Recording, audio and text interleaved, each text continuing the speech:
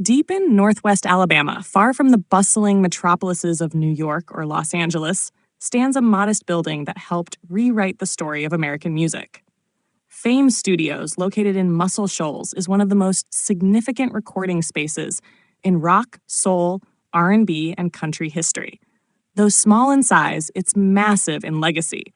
With nothing more than passion, raw talent, and a sound all its own, Fame became a magnet for legends and a launchpad for countless careers. Founded in 1959 by Rick Hall, Fame, short for Florence, Alabama Music Enterprises, began as a scrappy, do-it-yourself operation. By 1961, it moved into its now famous building on Avalon Avenue in Muscle Shoals. What followed was a golden era that turned the unassuming town into a hotbed of hit records. Hall, driven by an obsession for greatness, created a studio that blurred racial and genre lines during a time when much of the South was still deeply segregated. The studio's early success came with Arthur Alexander's 1961 hit, You Better Move On, a soulful track that caught national attention. From there, the studio's reputation exploded. Artists and labels from all over the country began seeking out the Fame sound, a gritty, deeply emotional blend of Southern soul, gospel, country, and blues. The secret? A crack team of local musicians known as the Swampers. Though originally part of Fame, these white session players had an uncanny ability to lay down grooves that felt as if they were lifted from the Mississippi Delta or a Memphis church. Under Rick Hall's leadership, Fame Studios became a creative crossroads. Black and white artists recorded side by side, producing music that shattered both charts and cultural boundaries.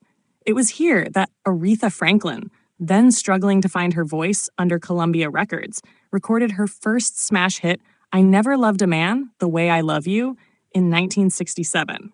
That song and the Fame environment helped define her as the Queen of Soul.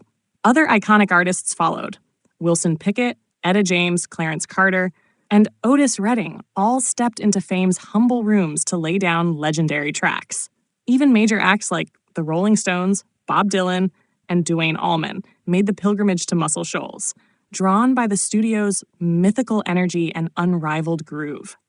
Though the Swampers would eventually split from Fame to form their own Muscle Shoals sound studio, the studio itself never lost its power. Fame continued to evolve, branching into country and pop through the 70s and 80s, with artists like Mac Davis and the Osmonds.